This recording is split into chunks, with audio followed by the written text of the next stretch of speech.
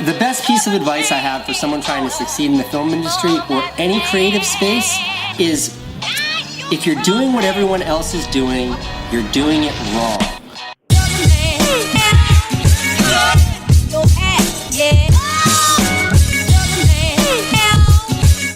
Hey, what's going on, everybody? Welcome to conversation number 28 of the Kristof Lewis podcast, where I have conversations with inspirational people in hopes to inspire you to go out and do what it is that you absolutely are passionate about and love. And if you don't know what those things are, then hopefully this helps guide you. And that's what this is all about today. I'm extremely excited for who I'm talking to. He's a very inspirational guy, perfect for the show. He is none other than Tseko. If you haven't heard of him, he's the Gulfstream pilot for Cardone. He's a very positive human being, an awesome guy, and he's perfect for the show. And I couldn't be more excited to speak with him today. Ryan, thanks so much for being here with me today. Anytime. I actually appreciate you. You know, a lot of people, they want to do things, they want to do a podcast, but they never do. So, you know, huge acknowledgement to you for what you're doing. Thanks for saying that. That definitely means a lot. I've talked about it before. It's never easy to start something that you've never done before. That's something that's so foreign to you. Hence, you've never done it before. So the best way to do it is to go out and do it and just get started. And that's indeed what I did here. So I'm sure you experienced a lot of that yourself, starting to be a pilot. That's not something you just start doing one day. So that's tough. But I know, obviously, you're a little bit more well-known. That a lot of people do know about you. But for those of the people that are listening and watching that don't know you, who are you? Let's knock that out real quick, and then we can get into some other, some good stuff. Yeah, so I'll keep it short. My name's Tseko. Sure. We currently work for, you know, the 10X company, Cardone. A lot of people know me now for who I am. And actually, we could talk about this too. Like Grant, people know Grant for who he is right now, but they don't know all the stuff that he's done in his past, and you know how he's become this overnight success. Yeah. So, you know, and again, it's a lot like you, right? A lot of people, they talk about what they want to do, whether it's becoming a pilot or a podcaster or a fighter or a scuba diver, but they never actually end up doing it because they quit. It's like that 3 feet from gold book, right? Like they're so close, but they never hit that breakthrough. So look, I mean, I'm a pilot. I was an airline pilot for 10 years. I started flying when I was 18 years old. At the age of 21, I got hired on as a commercial airline pilot for, United Express. I was from, Chicago, California, Phoenix, Arizona, but I actually ended up being based in the Midwest in St. Louis, Missouri, and also Chicago O'Hare. Okay. And I rode that out for 9 years. I was always looking to become a professional. I was always looking to be good at something. Absolutely. And I found it, right? I found something where I enjoyed it. It was a passion. I wasn't good at it. Actually, at first, I wasn't good at flying. Most people don't realize, it is a skill that you hopefully one day become good at. But not everybody can become a pilot. Not everybody is suitable to becoming a pilot and flying around the world. So I've been honored. I've been blessed to have the cognitive abilities, to have the mindset, to have the discipline, to have all those great attributes to becoming a pilot. Because again, back when in the 40s and the 50s and the 60s, becoming an airline pilot was very highly looked at. I mean, you were like the sky god, right? So.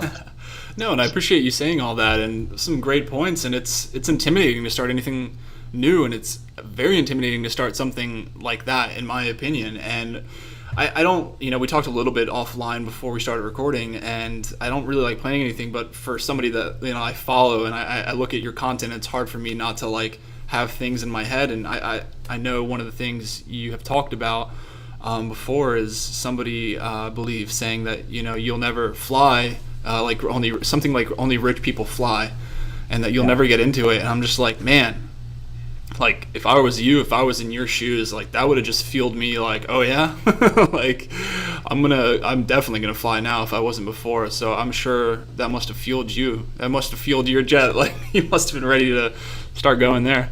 Well, it's funny that you bring up that point, because everybody has a starting point, right?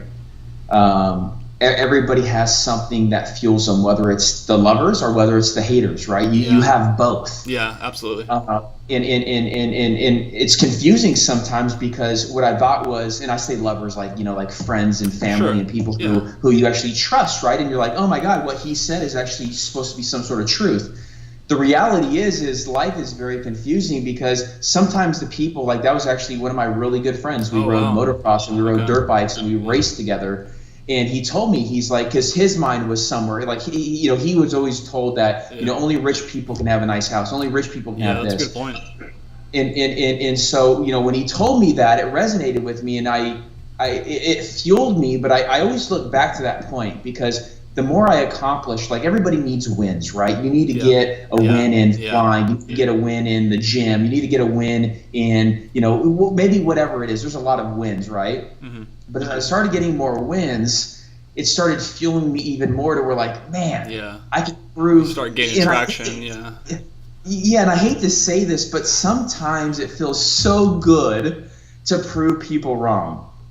I mean, it's true though. I mean, it's just like saying, some people hate the saying, like, I think you need money to help people, and they say, like, well, sometimes it has to be mutually exclusive, like you can only help people, or you want to be a money maker. But that, what you said is exactly true. Like sometimes it feels good, and it's not like we're out to do certain accomplishments just to prove people wrong. But honestly, when somebody tells you can't do something, if you can't like feel good about proving them wrong because they specifically told you can't do it, then I mean, I don't know. I would personally love to be able to enjoy and relish in that I proved them wrong, because at the same time, not only did I prove them wrong, I proved myself right, that I was able to do that, and I was able to like push through somebody saying I couldn't do something, because that's hard emotionally to deal with that when somebody's saying you can't do something. So to be able to be like, no, I'm going to prove you wrong, and I'm going to prove myself right that I can do that. I think it's okay to like relish that win, like you're saying, like have your wins, because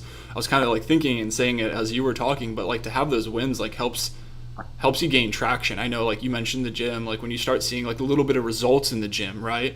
Then you're like, oh man, like, I that looked good, like it's funny. But like I'm saying, with like anything with your work or without whatever you're doing, once you start gaining traction and momentum, and you're able to keep that up, I think your fire starts burning a lot brighter, and it's very helpful for your success in the long term. It's crazy. It's crazy how that happens. But hanging out with Grant, you don't win really small with him, right? You win big, and so you have these small wins for yourself and for everything else. But when you get these big wins, it's amazing, the power of momentum, and it's something that's overlooked by a lot of speakers and motivators, and you really have to be careful nowadays of who you're getting your information from, because everybody wants to be the celebrity, everybody wants to be the front line, everybody wants to be somebody they're really not. Yeah. And it's easy to get a Ferrari and a Rolls Royce and a picture beat with a jet behind you or whatever, but I've always tried to keep it clear, like who I am. Sure.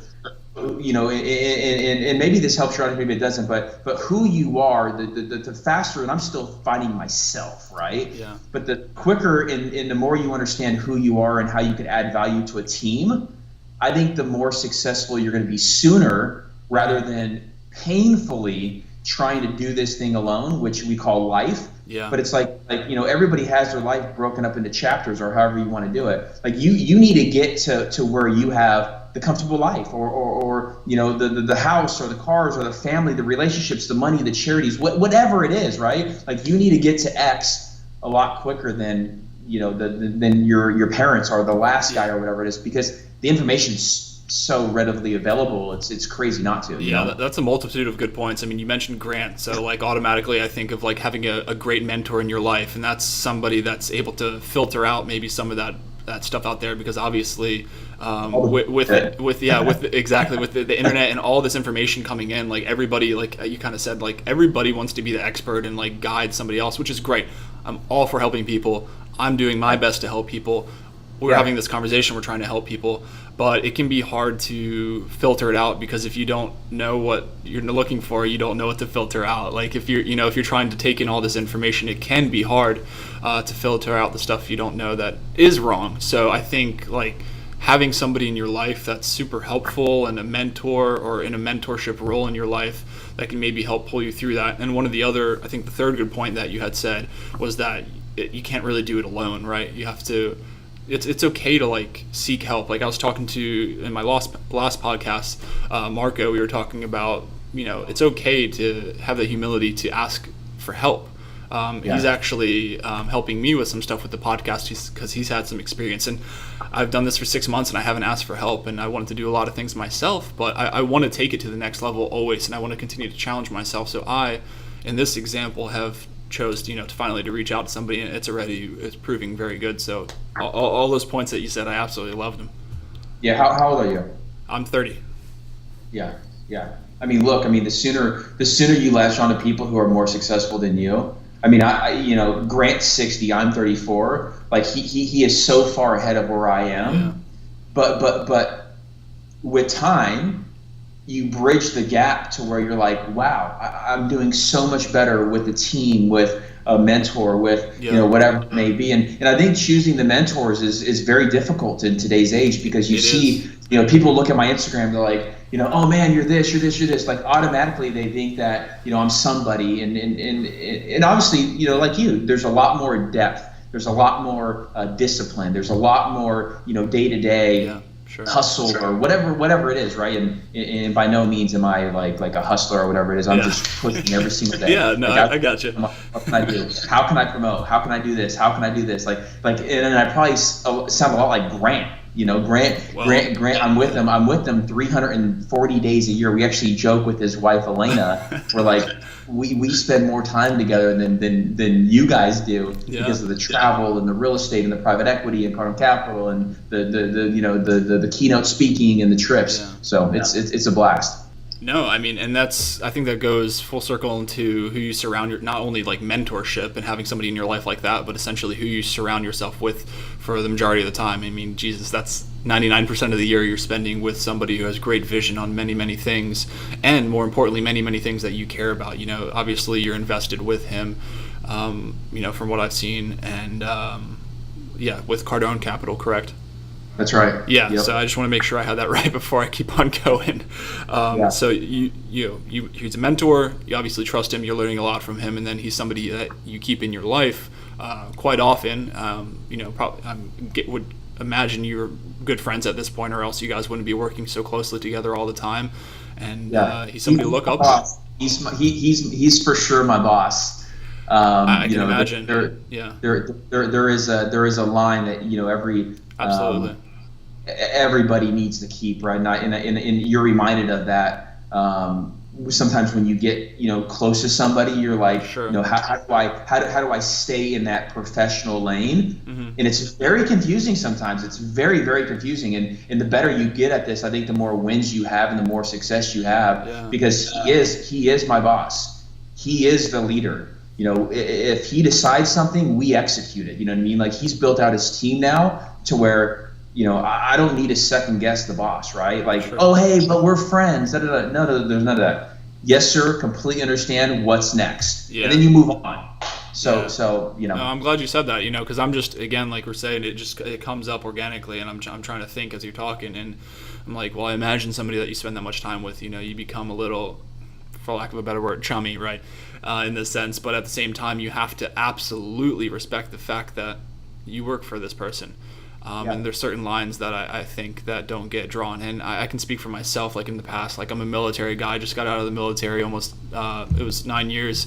And military, I think, is a great example of you can become sort of, friend-like with some people, especially, when you have a ranking system, and you respect that very well. And you have to be able to understand that they outrank you, and you can still be a little friend-like, but ultimately, you do what they say, and you respect that decision no matter what, for the most part. I'm gonna post this on my Instagram too. Oh, cool. But like I do multiple things, and I agree with you 100%. Like, life is about having fun, right? You need to have fun. You need to be surrounded by winners. You need to be surrounded by people who are wanting you to win, and it's a fine line. Everything in life is a fine line. What's balanced, what's not balanced. Well, it's all made up, right? Like I respect the hell out of Grant and his family, but at the same time, I know, and this is what a lot of people, like in my profession as an airline pilot, what would happen is you would fly with somebody for 4 days or 4 weeks or whatever it is, like other pilots, and you notice that they start getting so comfortable that they stop being professional. Yeah, I've noticed that as well. I'm glad you bring that up. Yeah. And it's a point that people need to take. And this isn't about preaching. It's just about observation. Sure. I'm 34 years old, and I've always wanted to be professional, right? Like I take pride in being a professional. I take pride in being a professional pilot. I want to show up and I want to look good. I want to act good. I want to talk good. I want to be good, right? And on occasion, you find that some people, they just, for lack of better words, they just get complacent, and complacency kills. When you become complacent, you're dying. So. Yeah, complacency is a huge thing. I've struggled with that my entire life, and I've struggled with it more the more I've become cognizant of it, until a point where I found out how to control it, and then it digressed from there. But there was a certain point, I think it was really tough to at least first identify it within myself, that I was becoming complacent sometimes, whether it was the professionalism, like you said. And I know there were certain places that I've worked in the military, or where I've trained in the military, where that was imperative. I'm really glad you brought that up, because it really, I don't know how to say it, but I don't want to say it made me a better person, but it made me, I guess I'm leaning towards what you were saying, speaking about professionalism. It made me more of a professional person, and then from the people that I was working for or training with, I ultimately garnered more respect from them, because they saw that I was here to train, or I was here to work, and I meant business. So I think that speaks wonders, and I would recommend anybody look to identify that themselves. And I think again, on speaking towards the complacency part of it, I mean, how many times, at least I know in this podcast, complacency has been brought up in the past, and a lot of times when you get complacent, that's where you said yourself that you find yourself upside down and potentially in a bad spot, regardless of what it is entrepreneurship or whatever. You have to stay on your toes. What happens is you end up dead. Yeah. When you get complacent, you end up dead. The reason why I liked aviation and flying airplanes is because you I don't know if I can curse on it. You will die. Yeah, you're good. If you can't, if you get complacent and you forget to put the landing gear down, you're landing with the gear up. Yeah. Complacency.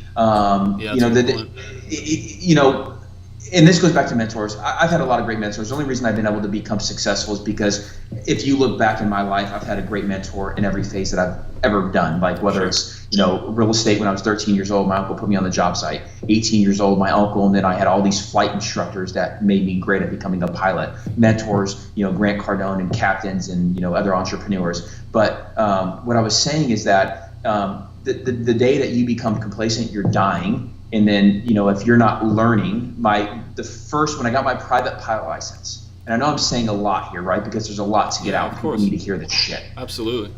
The day I got my private pilot license, I was tickled to death. I was so like it was such a win. It was a W, right? Yeah. The guy handed me my license and he said, "Here's your license to learn." Huh. And I was like, holy shit. Here I've worked I worked my ass off. You think you work your ass off for 4, 5, 6 months, and you think it's over. You think you won, and you're gonna have $1 million, $2 million, $10 million, $100 million, $1 billion, right? Wrong. He's like, hey buddy, congratulations. Next, here's your license to learn. Now from your private pilot, you get your instrument rating, then you get your commercial single engine, then you get your commercial multi-engine, then you get your CFI ratings. Single, multi, double I, all these different things. Oh, and then then you get hired on by an airline. But I was young. Yeah. I was 18. I was 19 years old. Here's your pilot license, right? Your first one. Here is your license to learn. Yeah. And that so was important. my biggest look back. It was a breakthrough for me, because I was like, wow. I went home that night and I was like, here's my license to learn. Here's my license to learn. And I was like, what that means is that, here you are, a pilot, and, you think you can go and fly the skies and, be a sky god, but you are just getting started. Yeah. You have just scratched the surface. Get your ass to work, That's so crazy. And I absolutely love what you've just said. I love everything about it, but it's almost odd that you bring it up, because I just posted about this exact thing, days ago, about, again, as I was growing up and a lot of my early 20s, I would find myself, I was pushing myself, and I definitely didn't think like I did now, but I was very frustrated with, you had that moment when you were handed your license and here's your permission to learn, or your license to learn, and I would start a new position and I would be completely distraught in that moment initially about that, and I would be so sad that I was starting over again. I was like, man, I was just getting good at something, now here I am starting again. And it took a while, it took a couple rotations of that for me to understand that it's because I was pushing myself that I was in these positions where I was, starting all over again and being forced to learn again. So this was actually a very good thing. And again, it took a little bit of time. Unfortunately, I didn't come home and think about it in the sense that you did immediately, but it took some time before I realized, well, that's great. And then I was like, oh my God, again, I became cognizant of the fact that was happening in my life. And then I analyzed why that happened in my life. And I realized that I need to keep doing that in my life. And then I just did that again this summer in my life. I left the Navy and I started doing something else. And I like this a lot more. And again, I started, quote unquote, from the bottom. But I'm doing something, that's paying better and that I enjoy much more. And now I'm able to do this podcast as well as the job. And then I started, you talked about starting things from the bottom, started the podcast from the bottom, and then I'm building up again. So I love that you said that, here's your permission to learn. And I say it probably every episode, like you have to be, if you want to continue to better yourself, you have to be willing to learn every single day of your life. And it goes along with something like I firmly believe like everybody has something to teach you, and never get to a point, and this sides with being complacent and complacency. You don't want to ever think that you don't have something else to learn. And I think maybe in your position, if somebody else, not you specifically, but somebody else in that position could be like, well, I have this license now, or I have the other license, and now I know it all, I know everything. And I think everybody has something to learn. Guilty as charged. We all know everything, right? Absolutely. Yeah. I mean, all of us think that, and that's fine. And I think, and I've said it probably twice already this episode, is that you have to be cognizant of the fact that you are doing those things. And I think that's the first step, is recognizing those things. And then obviously you have to apply it too. You just can't think about it and never work on that and work to improve yourself. Yeah, no, I agree. I agree with everything. We're very similar, and I acknowledge you for serving. And obviously that's a sacrifice, because you're giving up the prime, right? You're giving up the 20s and sometimes in the 30s and sometimes into the 40s, where people sign these big contracts. But we need servicemen and women in order to have what we have, right? Yeah, so it's like it's such a commitment, it's such a sacrifice. It's probably one of the biggest disciplinary measures that you could take in your life. And that's actually what I enjoyed about the airline, is that my dad always wanted me to go in the airline. My dad always wanted me to go into the service. He was in the Army. And I told him, I said, Dad, because I'm money driven. I'll be completely honest. I like money and I like helping people. Some people are like, oh my God, that's completely opposite. I understand that it takes a lot of money to help a lot of people. Yeah. Oh man, I was just talking about that. And so we're very similar. So I acknowledge you. I appreciate you. To parlay, to add on to what you were saying, sure. Most people aren't willing to take risks. Most people aren't willing to give. I was 30 years old and I quit the airlines. I was making, 6 figures. I had a girlfriend. I thought I was going to get married. Everybody around me was telling me I was doing wonderful, pat on the back, hip hip hooray. But I was like, God, there's more out there. I was like, man, I know I could do so much more. I'm reading all the books. I'm going to all these masterminds. I'm doing all the right things. What do I need to do? What do I need to hook onto? Where do I need to move? And so I was brainstorming. My mind was always open. And, this is probably a question you were going to ask is, how did you meet Grant Cardone? Well, I called him one day and I said, Grant, I would love to join your team. I want to be an entrepreneur. I don't even know what the word means. I don't even know what I need to do or whatever. But I've always known I've been, this young guy, and I've always wanted to sell things, and I always wanted to be better, and I've always wanted to, make my family proud. I've always wanted to make myself proud, my family proud, and I wanted them to always think that I was the coolest dude. Like if I could just fly airplanes, they'd think I'm a cool dude. So I called him up. I said, Grant, I would love to come work for you, and he's hard to get to, right? So Jared, one of his right-hand mans, he says, we have a sales position. We don't even have an airplane yet. We're getting it in 3 weeks, but if you want to come work, you can come work on the phones. I said, what would I be selling? And he said, you'd be selling Cardone University. It's a sales training we sell to corporations, and we do corporate sales training. I said, good, I'll be there in 2 weeks. Showed up 2 weeks later as a sales rep, not as a pilot, not as a private equity guy, not as a real estate guy, but as a phone guy making 120 phone calls. That's what I'm talking about. Yeah, you digressed. I mean, you just took it. You knew who you wanted to work for and what position you wanted to work for. You knew who you wanted to have around you, and you had no problem. There was zero hesitation there. You're just like, I'm there. Don't be sticky in life. Yeah. You know, you're young. You know, I'm not talking to you. I'm talking to people who are listening, right? You're young.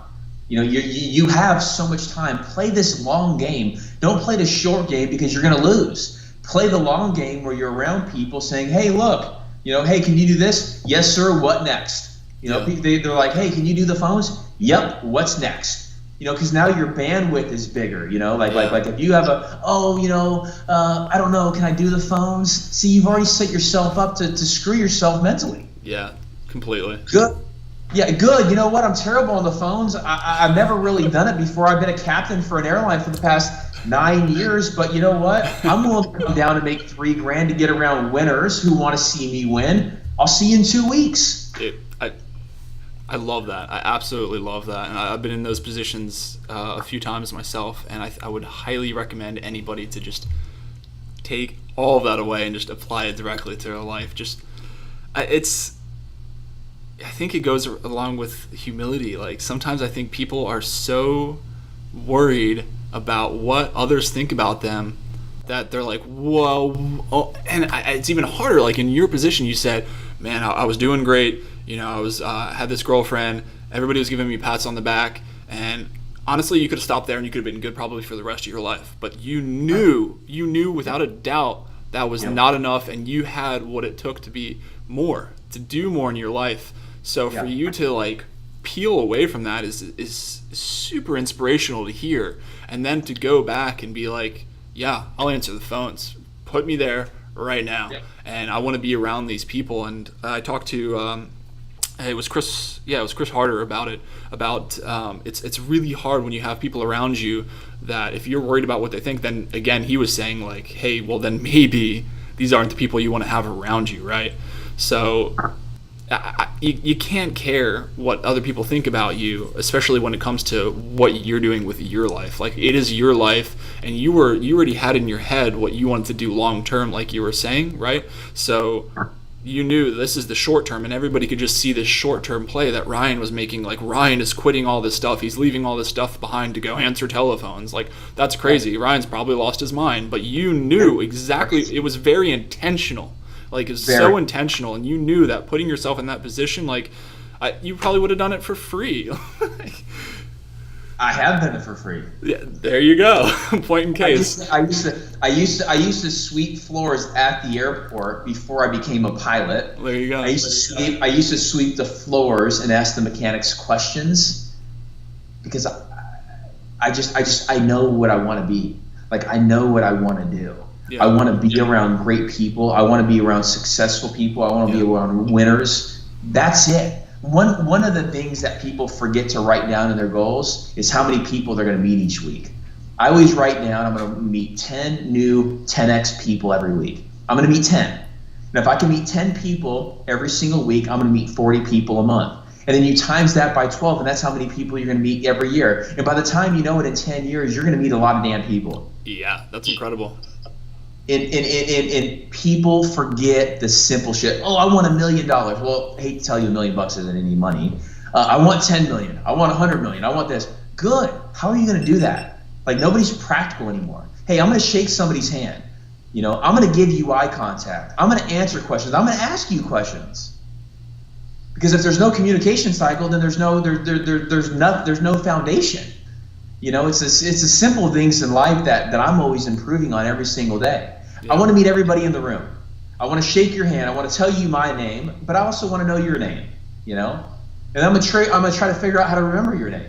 Yeah. So if I can remember your name and I see you next time, it's gonna have more value for both of us if we know who each other are. Yeah, absolutely. Going out there, building relationships. God, I need to work on remembering people's names myself. But I like that you mentioned making goals, and I've actually, you've just taught me another new thing amongst all the things we've already talked about is having a goal to, meet those X amount of people, 10 people a week. I mean, that's incredible to be able to go out there and then it completely just compounds on top of itself over and over again. And you're just continuing to make good relationships. And at that point, so what if some of those relationships aren't fruitful, then so be it, but you're going out there and you're putting yourself out there, and then some of those relationships are bound to be mutually beneficial. You learn what relationships are good for you and which ones are bad for you. Yeah, one of the things that Grant does very, very well is he understands the importance of relationships, but he also understands the importance of speed. If somebody's going to slow you down, they cannot be your friend. If somebody is not successful, well, then it's probably not super, super healthy, right? When you listen to somebody's tone, when you listen to somebody's interaction, when you listen to their communication speed, typically you can determine whether or not they either want to be successful, because it's a choice. I mean, let's face it. You wake up in the morning, you're like, hey, I want to be successful. You're a lot more likely to be successful than if you wake up and you're like, oh, you know what? The sky is falling. The Chicken Little syndrome, right? Yeah. We all know this shit. We've all been preached. We've all read the same books. It's just who's implementing it. Who's 3 feet from gold and who's still digging, right? Most people, they jump ship and they try to go water another field. Okay, good. See ya. When it gets tough, I'm like, okay, good. I need more fertilizer. Yeah. Okay, I need more water. Yeah. Okay, you know what? I didn't like that, but I'm gonna get over it. Yeah, that's a good point, and I think that drives like a fine line between being the 3 feet from gold, or like we were talking about a little earlier, we're starting early, or starting over, and quote unquote starting over, and so you can propel yourself farther. We were talking about short and long term. However, I think you have to be able to deduce the difference between starting something over, so to project yourself farther, or being like, oh, I give up, so I'm going to start over, right? I mean, and that can be tough, and maybe that comes from experience. I don't know. I do know. It does come from experience, because you don't know. You exactly, you do know, and most people know. They just don't confront, right? They don't confront the beast. Like, what you feel in your belly is usually right. That's the interesting concept in life. Everybody has this thing called intuition. Everybody has this thing called, like energy flows, whatever it is, right? Like, you feel if something's right. Oh my God, that was the truth. I'm going to implement that. That was right. But it's like, get around people. Like, my whole message has always been, get around people who want you to win, man. Get around, it's the vehicle thing, right? Grant always talks about this, and I've always believed in this big time. You have to get in a vehicle. You have to get around people. Like, Grant's a leader, right? Sure. But his goal, his vision, like his mindset is so big that it has enough room for guys like me who are entrepreneurial, who are success driven, who want to be worth 10, 20, 100 million, $1 billion. Like, is it weird for me to say that I want to be a billionaire hanging out with a guy worth, 4, 5, 6, 700 million dollars? I don't think it is. I actually think it's encouraging. Yeah. If you're the number 2 guy or the number 3 guy, good. I will end up making more money being around Grant than I ever imagined being by myself. Absolutely. And that is the myth buster of today's show. If there was a myth buster, is you do not have to be a solopreneur. You could be on a kick-ass team. Look at Google. Look at Amazon. Look at all these successful companies where there's, the number 1, 2, 3, 10, 20, number 20 in line is still worth $200 million. That's pretty cool. Yeah. No, absolutely. I mean, that just speaks so much towards building up those around you that are successful and that you want to emulate and that you inspire to be like, and you can still have your individuality while being on a team. That's right. And I don't want people to forget that. But and I think you're a living, breathing example of that, and you've gone out and you've just done that. I mean, you're literally, what I love about you is like the fire that you've wanted something and you realize that you want something, you identify it, and you get after it, and you just really have to get after it. Because I see, and I was that guy too. I'll be the first to admit. I'd say I have all these passions and dreams, but that's all they were dreams, and I didn't really get after it. And my path was my own path, and then I realized it slowly but surely, well, man, I need to start taking action. Like, I'm sick and tired of just sitting around doing this stuff. Like, this ain't for me. How can I tell myself that I want all these great things for me and then I'm not following through with them, Yeah, no shit. Sick and tired of being sick and tired. Absolutely. My biggest win is when I started working out and I stopped drinking. Those two things alone changed my life. Started working out, stopped drinking.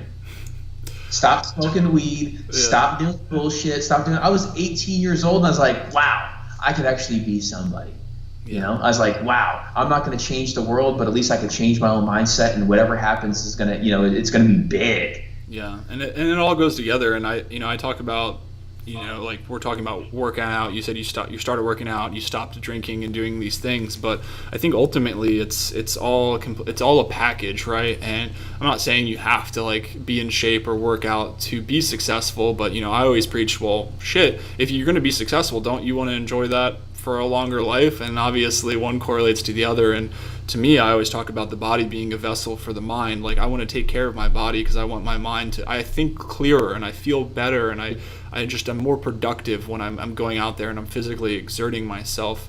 So, and then on the inverse of, as well as when you're drinking or you're doing all these things, that's clouding your mind, clouding your memory, and you're being, you're spending money and you're waking up feeling like crap, and then you're unproductive as a result for that following day or for that weekend or whatever. So, I mean, eliminate or at least pull back a little bit on the things that are slowing you down, and focus more on the things that are going to expedite your success. Yeah. Were you a real skinny guy in high school? Yeah, I was about, I'm about 6'2", and I was, you got me thinking now, I think I was about $170.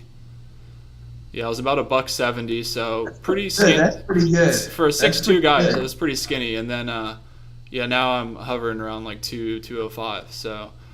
Dude, that's athlete status right there, man. Yeah, well, I mean, you play a little bit of sports and you do a couple things, certain things in the military, and you really have no choice but to put on some weight if you're going to be lugging around. I was in some positions where I was lugging around 70 pounds for quite a few hours in some mountainous regions, and by default you have to do that that was how I had to be successful for that job, physically at least. There are a lot of other aspects, but I mean, you figure out what you got to do to be successful, and you just go do it as best you can. Wait, I'm sure you probably had mentors in the service. What was one of the biggest mindset takeaways that maybe somebody told you, like, hey, you have to endure this to do this? Like, did you ever repeat something in your head from like a meditation standpoint, or like a push through? Yeah, and I already mentioned in this podcast once, but humility was one thing that I learned by, I'd say, at least 3 or 4 individuals that I worked. Obviously, a few people that are listening to this and watching this know I worked in naval special warfare, and I worked around some people that I looked up to. Like, I even had one guy on here it was a few conversations ago, Mike Sorelli, definitely one of my mentors in my life. He's a Navy SEAL guy, awesome, super awesome guy, looked up to him. Yeah. And then a lot of other guys, that were in different rates that I looked up to, and they always taught me humility. And I talked to Mike about it, but we always had this saying that said, the deed is all, not the glory. So I was always, taught this humility, and I've had some serious chin checks. People have misconstrued me in the past of, especially in my lower 20s, as being, quote unquote cocky. And then sometimes I took that in and I was like, well, what would I possibly be doing to come off that way? So again, looking in, reflecting on myself, and I've made those adjustments. So I did have certain people that taught me to always be humble no matter what, and work hard. And I can't remember who said it. It's funny.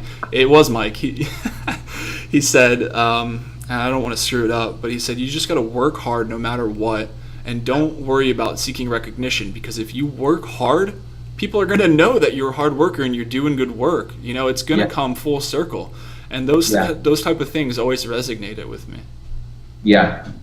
That's cool. And that's definitely one of the biggest lessons. I mean, I think in any line of work that you do, but I know in some of the stuff that I did, I had to maintain humility, and you just go out there and you do the job that you have to do, and you just get after it, and that's what does it mean to you though? Because I don't want to I want to understand. So sure. Go ahead. So you repeat the quote again, or repeat the deed is in all, not the glory. So the quote is, the deed is all, not the glory. So going out there and doing the deed or doing the mission, we're talking about the Navy or specifically, Sure. the military there. So going out, getting after the mission, doing what you have to do, and not taking glory for it, right? So, and that's something that I was able to pull out and apply to my life. And, talking about things like just going out there, getting after it, doing what you need to do in order to pursue that success that you're pursuing, and just don't seek recognition from it. Keep your head down. I always say, keep your head down and worry about yourself and just work hard, and if you're honestly can tell yourself that you're going out there and you're just working hard and you're doing whatever it takes, then I think that will come around, and people, you don't have to tell people that you're doing great. If you're doing great things, people can see that you're doing great things. Nobody has to tell Ryan, you that you're doing great things. I mean, people can look at you and they know what you're doing, and maybe, like we said, they thought you may have been doing foolish things at once, maybe when you quit your job and you did what you did, but man, who's laughing now? You look back retrospectively and you're like, holy crap, you just kept your head down and you knew what your deed was, what your goal was. And, I don't think I can tell just from talking to you this time, or for this amount of time, that you weren't seeking recognition. I think if you were seeking recognition, then you probably wouldn't have done and gone the path that you were going, because you were so worried about maintaining that recognition. Because I'm sure there are some people that are, saying, wow, these are some crazy decisions that he's making. Yeah. Well, it's a fine balance, right? I mean, whenever you're amongst a group of people who are in very high power, there's always different roles. You have to, it's a lot like you in your military, right? Like when you have a captain, it's like, hey, you know what? I don't agree with that, but we're going to do that because we're going to make a damn decision, and we're going to execute. And then what we're going to do is, if we need to tweak something, we're going to tweak something. But at least, and that's one thing that I think is really, really cool about what I do. And working with Grant, working with Jared and Sharon and Elena. I mean, Elena, she is just a godsend to this whole earth, right? I mean, her mindset is massive. Her energy is so positive, and she has this awesome message about building an empire and the team members that are needed in order to build something strong. And everybody wants to talk about legacy, right? Yeah. It's like, shit, do the work and then worry about your legacy. Your legacy is going to happen, right? But look, I mean, it's very important to just know, hey, who am I? What am I doing? Yeah. Be humble, but also be well spoken, right? Sure. I think one of the things that I agree with, but I also disagree with, and it's probably because I heard it the wrong way, is I think that you should be humble, but I also think that you should be I also think you should communicate very, very well to the world on your intentions. Okay. So if you did something right, if you had a win, if you had a success, it's not about the glory, but it's about sharing the message with people, saying, hey, look, we had a win, guys, and this is why we had a win. Sure. We had a win because we worked our asses off. We got a deal. We did this. We had a, but you're right. So I can definitely agree with that. I mean, and I think it coincides with analyzing your failures. I think you should analyze your wins. Like, well, people always talk about, you don't fail, you only learn. Well, on the inverse again, like, you have wins. Well, what did we do to win? Like, you definitely need to be able to analyze that so you can maintain that. Like, why wouldn't you want to? So we won this way. Well, let's win better next time. Let's do a better job at analyzing both the failures and the wins. And then I think if you combine them, like, there's more traffic on a two-way street. Why would you only take the traffic coming one way and just apply it from both ways, and you're good to go? I mean, I think you just make a more powerful team when you're able to analyze things like that. Yeah, how's your transition been, though, from being in the military, like very militant, to real world entrepreneur, right? Or real world business, or real world relationships? I mean, how has that been for you? Has it been easy? So I will say that pre-transfer was the most difficult time. I mean, when I was making the decision to get out of the Navy, that was the hardest part of the entire process. once I made the decision to execute, like, this is no shit what I'm doing, and I know this is going to be the best decision for me, once like that set in mentally, and I could rest on the fact that I finally made a decision, then I was a lot better. Then there was times where I still had months and months that I had to do before I got out. But I'm a preparer, I'm a planner, I set goals, I do all of these things. And so once I had mentally like made the leap of saying this is no shit what I'm going to do, because I was so prepared, it made the transition a lot better. So right now, to answer your question, I'm fine. I'm great. I am so happy with the decision I made to get out of the Navy. I love the Navy. Don't get me wrong. I always want to make note. Like, I loved many aspects about it. And, I have my own reasons of why I got out. And one of the reasons coincides with what you said. You saw yourself doing greater things, and it doesn't take away again from the Navy. Like, obviously the military has its role, and I'm very proud to have done that and served that role. But for me, on a personal level, I'm ready to take it that way, and I wanted to do more things such as this podcast and speaking with people like yourself. And one day, one day, I'm very confident with the things that I'm doing right now that I'll be able to solely do something like this or similar to this. Yeah. So that yeah. It's just picking something that's big enough to actually make you inspired to wake up, right? People are like, oh man, I sleep in. Yeah. Well, probably because you don't have a big enough goal, or you don't have a team that's around you. When I'm around the team, I wake up. Yeah. When I'm not, I'm like, okay, I'll sleep in. Okay, I'll do this. It's amazing what you accomplish as a team, isn't it? I think it is, and I think that's another thing. I mean, I've learned it in a lot of places in my life, but I can, again, my history is the military, and I learned that very much there. There's so many things. I mean, you'd have to be crazy to think that certain things can be done just by yourself. I mean, it takes so many people to execute the mission correctly, with everybody coming back, with everybody, no matter where you are in the military, it takes a team to get done, and that's a very important lesson that I did learn and that everybody learns in the military, hopefully. Yeah. And then, of course, you hope that regardless of what your history is, like my history is the military, well, I've learned things like that you just mentioned, this teamwork and this humility that I mentioned, and then you want to apply it, you want to keep on rolling forward and, throw it in your backpack and keep on moving, like all these things that you learn, you want to hold them close to you and then continue to apply them. And then again, like you were meeting people and those relationships were compounding. Well, all the things that you learn, you don't want to just forget it. You want to continue to apply it and then build upon it. That's right. That's Absolutely. Right. Unless you have the 10X rule, and then also you have Lewis Howes right below it. Yeah, I read that book actually before I really knew who he was, and then after I read the book and Grant or Lewis? Well, I knew who Grant was before I read the 10X rule, but I did not know who Lewis was before I read his book. Interestingly enough, it was a recommendation from another person I had on here, Cardone. I think she was conversation number 11. Try to memorize everybody.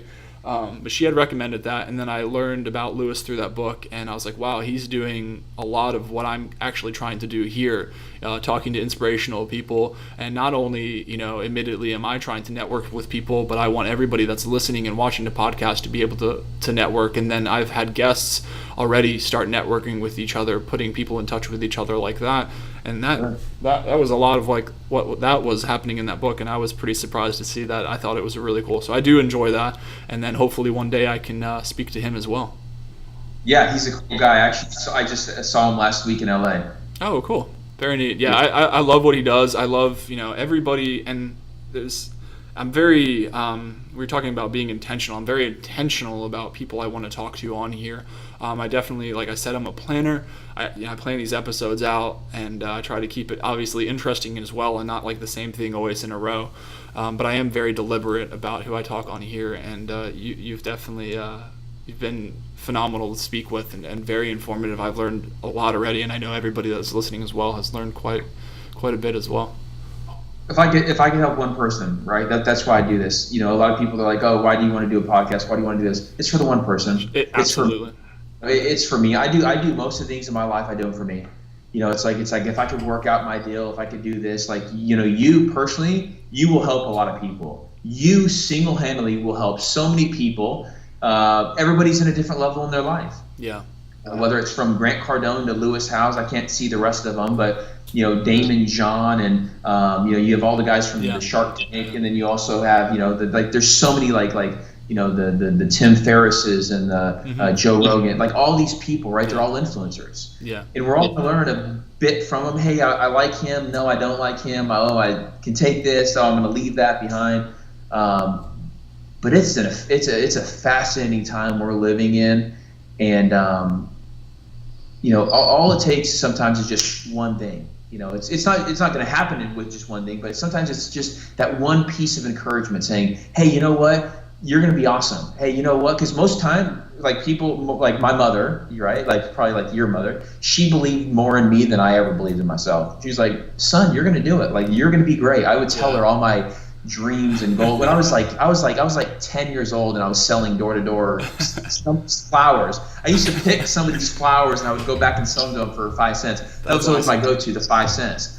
And my mom used to laugh. She's like, "Oh, you can sell ice to an Iceman or whatever this thing is." But she always believed in me more than I did. I was like, "Mom, how am I going to do that? Like how am I going to become this and do this?" And she's like, "Ryan, you don't need to worry about the details. You don't need to worry about how you're going to. Yeah, that's awesome.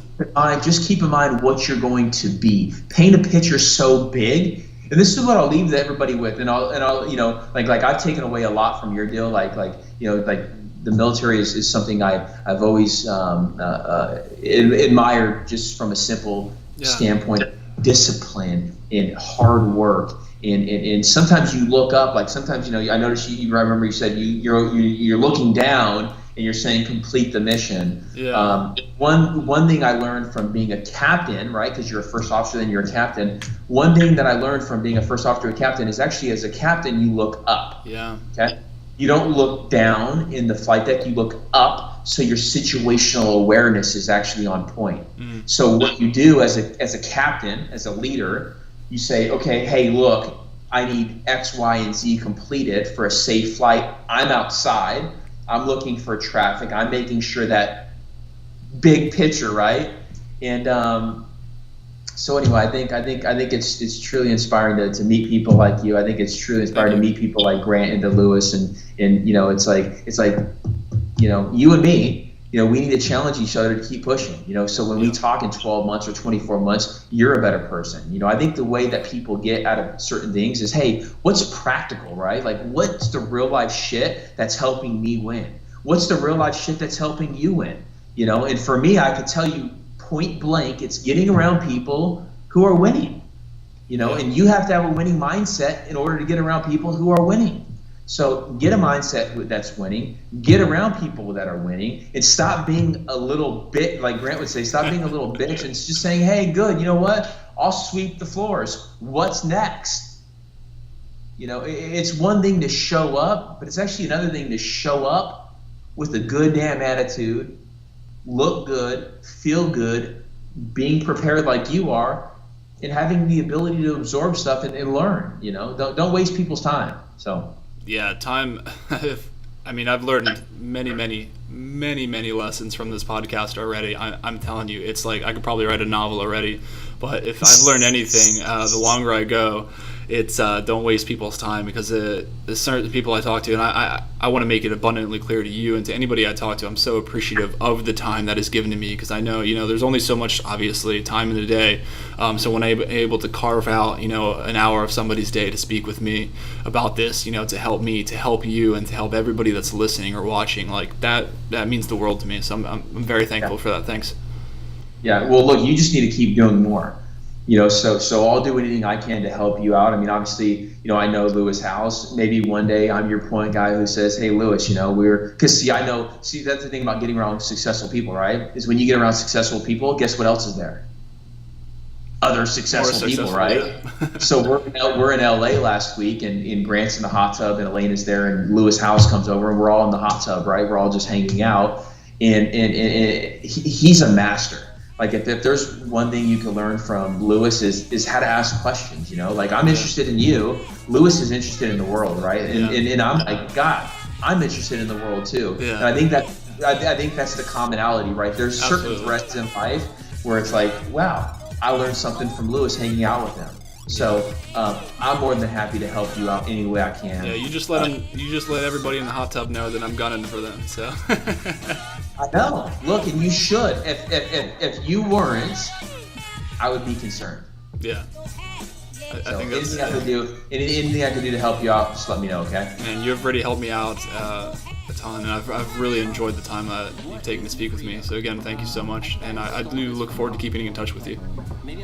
Anytime, anything I can do. See you soon, okay? All right, Ryan. See ya. See ya.